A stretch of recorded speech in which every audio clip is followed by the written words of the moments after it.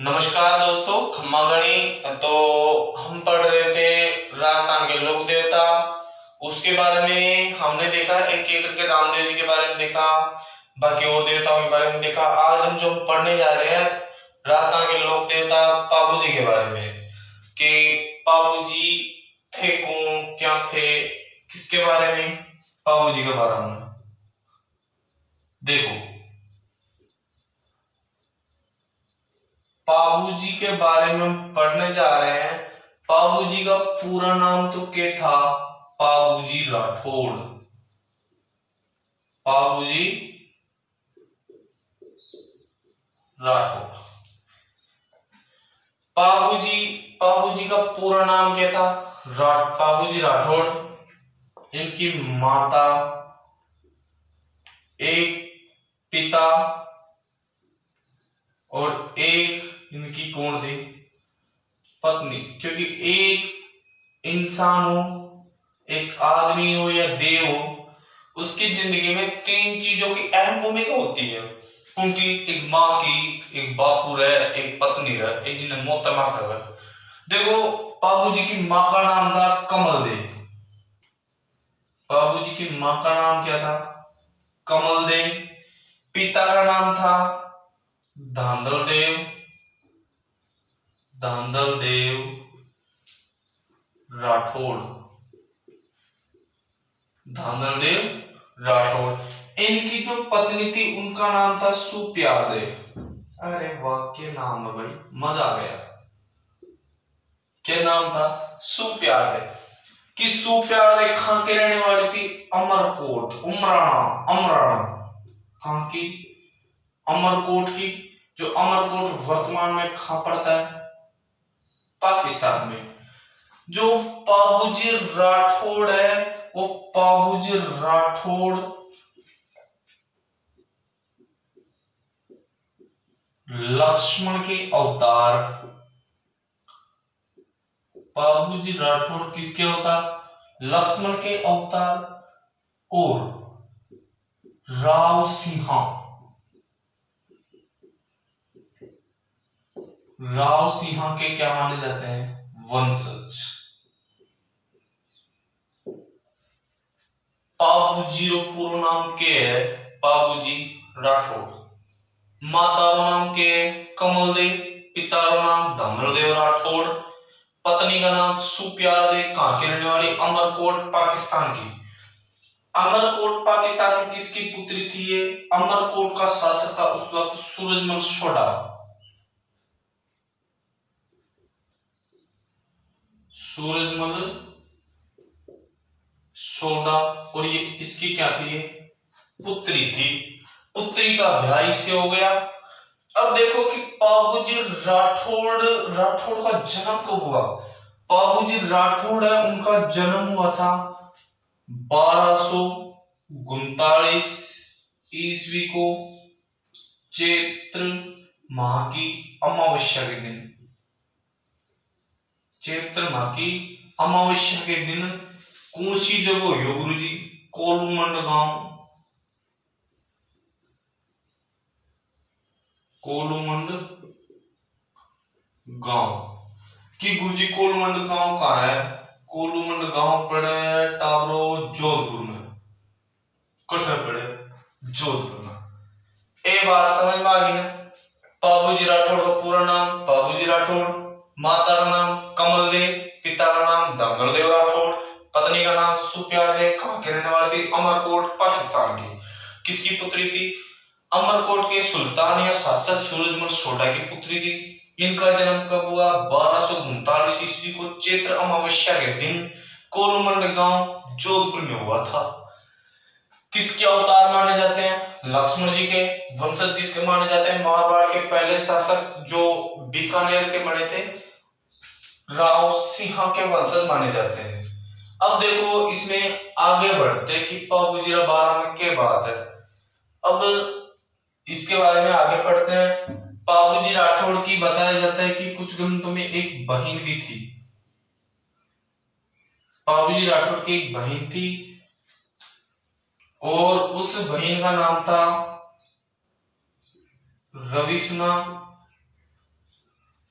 बहन का नाम रवि सुना था। अब आगे देखते हैं कि होता क्या है, आखिर ये पाबू जी एक लोक देवता के रूप में फेमस क्यों हुए, कारण क्या था इसका कि ये लोक देवता बन गए इसे। देखो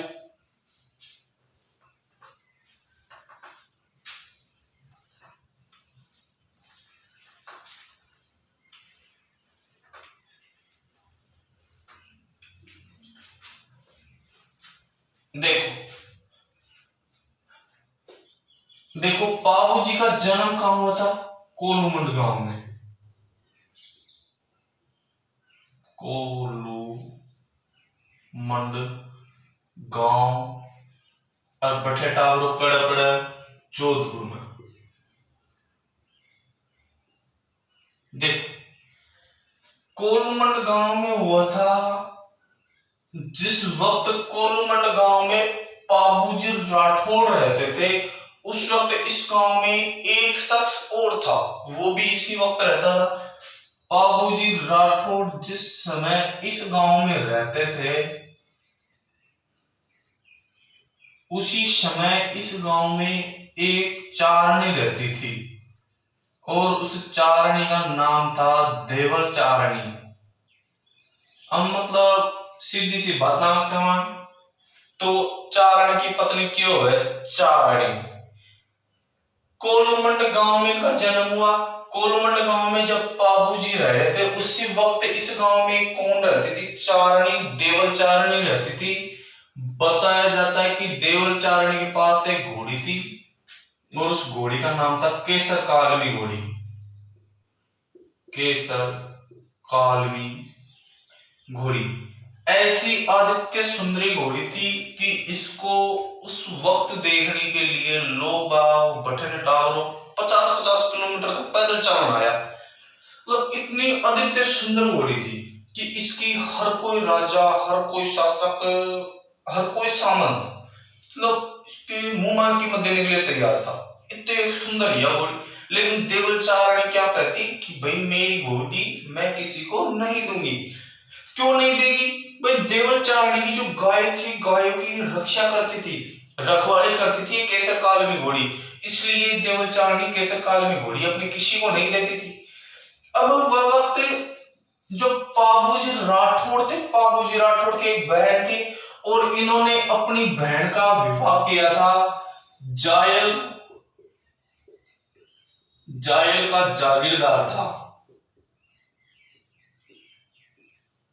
जो जायल के जागीरदार थे जींदराव खिंची।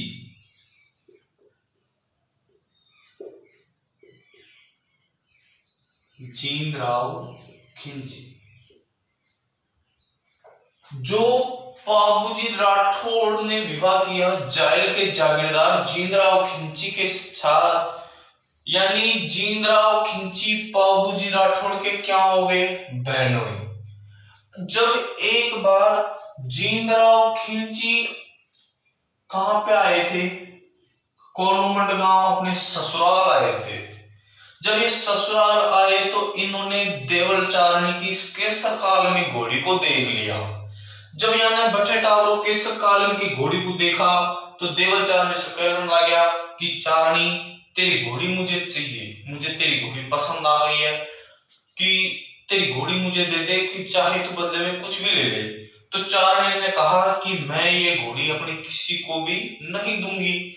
जब इसने ये कहा तो देवल चारणी और जो जींदराव खिंची यहाँ आए हुए थे इनके बीच में लड़ाई हो गई। जब इस बात का पता पाबूजी राठौड़ को चला तो पाबूजी राठौड़ ने देवल चारणी और जींदराव खिंची के बीच सुलह तो करवा दी, लेकिन जींदराव खिंची पाबूजी राठौड़ से लड़ाई करके वापस कहां आ गए, जाए। कहां पहुंच गए, जाए। उसके कुछ दिनों बाद में जायल का जागीरदार जींदराव खिंची इनसे नाराज होके गए थे। नाराज होने के कुछ दिनों बाद में पाबूजी राठौड़ के लिए एक सावा आया। सावा यानी क्या, विवाह के लिए निमंत्रण आया। और निमंत्रण कहां से आया था, अमरकोट से। कहां से आया, अमरकोट पाकिस्तान से। देवल चारणी की केसर कालमी घोड़ी देखी जीनराव खिंची ने केसर काल में घोड़ी के लिए देवल चारणी से लड़ाई की। जब बाबूजी राठौड़ को ए बात में पतो चालो बेरा पड़या तो देवल चारणी और जीनराव खिंची के बीच में सुलह तो करवा दी, लेकिन जीनराव खिंची अपने साले से बाबूजी राठौड़ से लड़ाई करके कहां चले जाते हैं? जेल। और जाते जाते कह जाते हैं कि मैं अपने ससुराल यानी कोलमंड गांव में कभी नहीं आऊंगा। क्या कह गए अपने साले साल से जाते जाते कि मैं अपने ससुराल में फिर कभी दोबारा नहीं आऊंगा। इसके कुछ दिनों बाद में बाबूजी राठौड़ के लिए अमरकोट पाकिस्तान से एक रिश्ता आया, सावा आया। और किसके लिए आया था? सुप्यार देखा, सुप्यार देखा। उस वक्त अमरकोट का शासक कौन था? सूरजमल सोडा।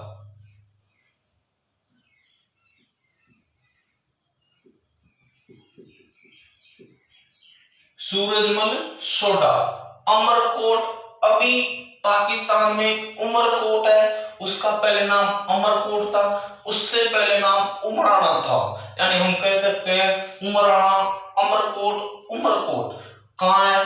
पाकिस्तान में। किसके लिए रिश्ता या? बाबूजी राठौड़ के लिए रिश्ता या? किसका? सुप्यार देखा। उस वक्त अमरकोट के शासक कौन थे? सूरजमल सोडा। कि अब ये बात होगी तो बाबूजी राठौड़ अपने साले साहब के बिना व्याकरण कैसे जाएंगे? यानी व्याकरण जाएंगे तो इन्होंने एक पत्र लिखा और पत्र लिखकर किसे भेजा? जेल के जागीरदार जीनराव खिंची को। बताया जाता है कि इन्होंने अपने साथ जीजाजी को निमंत्रण दिया कि जीजाजी मैं भ्याग करने जा रहा हूं, आपको मेरे साथ चलना होगा, कि आपके बिना मैं भ्याग करने कैसे जाऊंगा। तो जीनराव खिंची ने, बताया जाता है कि इसका कोई जवाब नहीं दिया था। जब इनका कोई जवाब ही नहीं आया तो बाबूजी राठौड़ ने दोबारा एक खत लिखा और खत लिखकर इस बार अकेले खत को नहीं बल्कि एक व्यक्ति को एक दूत बनाकर भेजा, मुंह से बोलकर। जब उस व्यक्ति को यहाँ पे भेजा गया, बताया जाता है कि जीनराव खिंची ने उस व्यक्ति की हत्या कर दी। और ऐसा करने पर बाबूजी राठौड़ इस देवल चारणी की केसर कालमी घोड़ी को लेकर देवल चारणी को वचन दिया कि हे देवल चारणी, मैं तेरी गायों की हमेशा रक्षा करूंगा। और ऐसा वचन देकर देवल चारणी की केसर कालमी घोड़ी लेकर कहां पहुंच गए? अमरकोट। कहां पहुंचे? अमरकोट। जब ये अमरकोट पहुंच गए, इधर बाबूजी राठौड़ ब्याह करने अमरकोट जाते हैं अपने जीजा के बिना, और इधर से जीनराव खिंची कोलमंड गांव पर आक्रमण कर देता है। देखो, बाबूजी राठौड़ देवल चारणी की केसर कालमी घोड़ी लेकर कहां जाते हैं? अमरकोट ब्याह करने पहुंचते हैं। इधर पीछे से जीनराव खिंची को इस बात का पता चला कि जिस देवल चारणी ने मुझे केसर कालमी घोड़ी देने से मना किया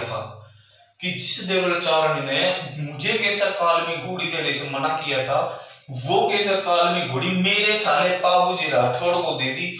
इस बात को लेकर उन्होंने क्या कर दिया? कोलमंड गांव पर आक्रमण कर दिया और यहाँ पे लूटपाट मचाए, बहुत दंगे फसाद किए, लड़ाई हुई। और देवल चारणी की समस्त गायें थी, उनको लेकर वापिस कहां पहुंच गया? जेल। कहां पहुंच गया? जेल। इधर बाबूजी राठौड़ अमरकोट में ब्याह कर रहे थे। इस प्रकार से मंडप सजा हुआ था।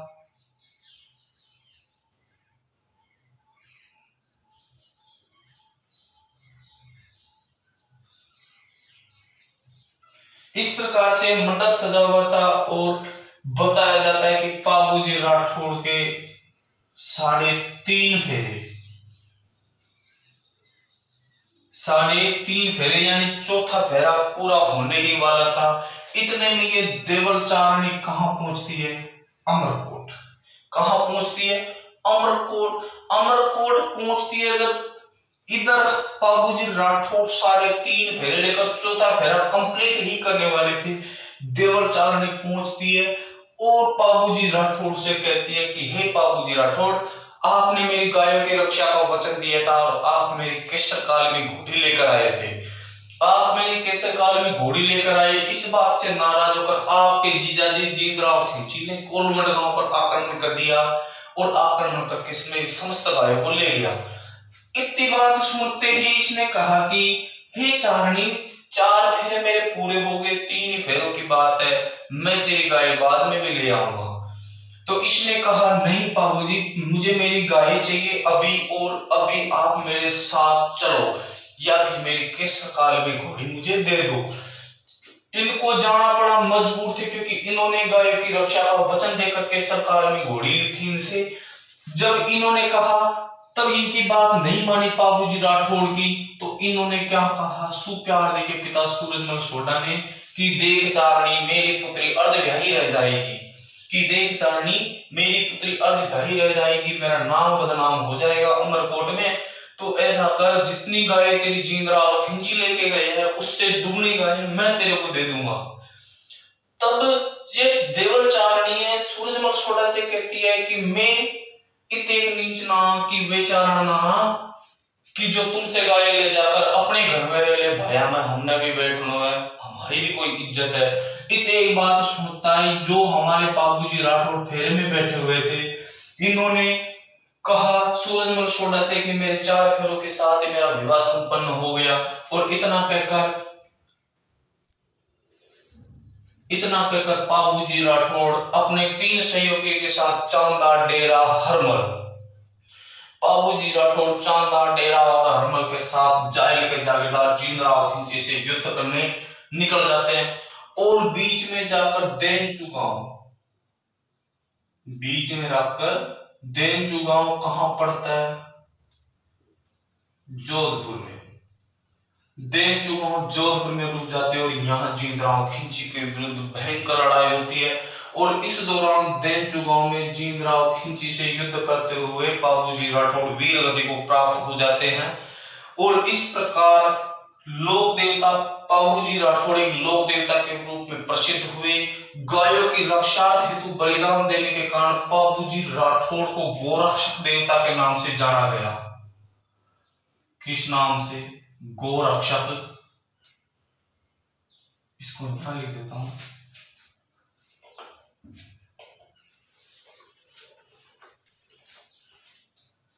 एक मिनट हटा देता हूं इसे।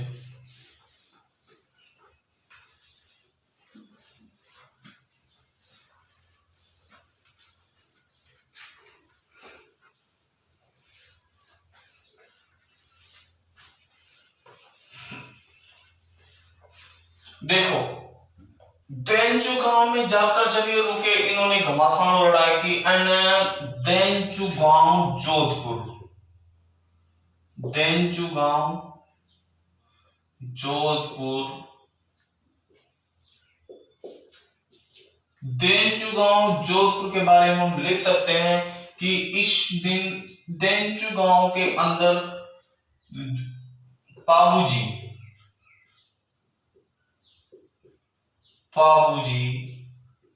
राठौड़ वीरवती हूं। बाबूजी राठौड़ गायों की रक्षा हेतु अपने प्राणों की बलि दे दी, जिसके परिणाम स्वरूप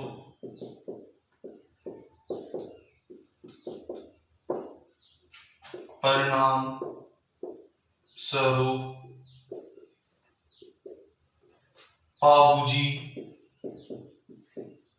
राठौड़ गायों के रक्षक, वचन पालक आदि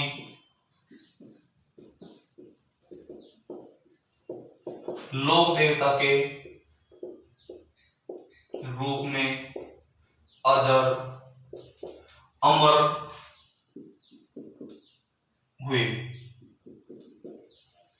देंचू गांव जोधपुर पाबूजी राठौड़ गायों की रक्षा हेतु अपने जीजा श्री जींदराव खिंची के विरुद्ध लड़ते हुए अपने प्राणों की क्या दे दी, बलि दे दी। इस कारण पाबूजी राठौड़ को गायों की रक्षा को वचन पालक देवता के रूप में, वचन पालक लोक देवता के रूप में अजर और अमर हो गए। इस दिन देवचू गांव में 3 कैंडिडेट और मिले थे जो पाबूजी राठौड़ थे। उनके जो भक्त थे, उनके सहयोगी थे, उनका नाम था चांगा, डेरा और हरमल। चांगा, डेरा और हरमल ये 3 सहयोगी अथवा इनके 3 क्या थे, भक्त थे, जोधपुर गांव में हुए। अब इसके बाद आगे आप स्क्रीनशॉट ले सकते हो।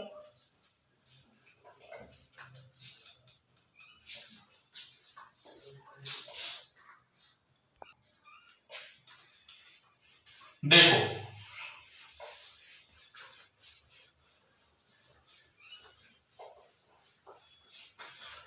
इसके बाद में पाबूजी राठौड़ के बारे में जो बाकी आधी बची जानकारी है वो हम कल के वीडियो में अपलोड करेंगे, क्योंकि समय के अभाव को देखते हुए हम एक साथ ज्यादा वीडियो नहीं बना सकते। कुछ टेक्निकल खराबी होने के कारण वीडियो बीच में पॉज करना पड़ रहा है, इसके लिए हमें खेद है। इसके बाद आगे हम पाबूजी राठौड़ के बारे में जो कल देखेंगे। अब एक बात बताओ कि जो पढ़ाया जा रहा है वो अच्छा पढ़ाया जा रहा है? अगर पसंद आए तो लाइक करना, शेयर करना, सब्सक्राइब करना। मैं ऐसा कुछ नहीं बोलूंगा आपसे। अगर पसंद नहीं आए तो डिसलाइक जरूर करना, क्योंकि ताकि हमें भी तो पता चले कि हमारे अंदर कमी क्या है। भाई आप लाइक करोगे, लाइक और डिसलाइक से कोई फर्क नहीं पड़ता, सिर्फ पता पड़ता है कि कितने लोगों को हमारी चीज पसंद आ रही है। लाइक और शेयर के लिए हम इसलिए बोलते हैं क्योंकि ऐसे भाई बहन है, ऐसे बच्चे भी हैं गांव के रहने वाले गरीब लोग, जिनके पास ये सब चीजें नहीं पहुंच पाती, जिनके पास पैसा नहीं है। इसलिए शेयर करने के लिए बोलते हैं, क्योंकि जो चीज हम फ्री में दे रहे हैं उस चीज का ज्यादा से ज्यादा फायदा उठाया जाए। जो चीज हमारे पास है वो फ्री में ज्ञान दे रहे हैं, वो चीज ज्यादा से ज्यादा लेनी चाहिए लोग बाग। क्योंकि इसका मतलब ये नहीं होते हमें इनकम होती है, ऐसा कुछ नहीं होता है। क्योंकि यूट्यूब शेयर करने के लिए मैं इसलिए बोलती हूँ क्योंकि एक ऐसा प्लेटफॉर्म है, इस पर हर कोई फ्री में पढ़ सकता है, हर किसी के पास स्मार्टफोन होता है। इसलिए शेयर करने के लिए बोलते हैं, क्योंकि ज्यादा से ज्यादा लोग इसके बारे में जान सके, जुड़ सके, और जो फ्री में हम ये चीज दे रहे हैं उस चीज के बारे में ज्यादा से ज्यादा लोग उसका ज्ञान ग्रहण कर सके। इसी के साथ अलविदा, बाय बाय। फिर कल मिलते हैं सुबह 11 बजे।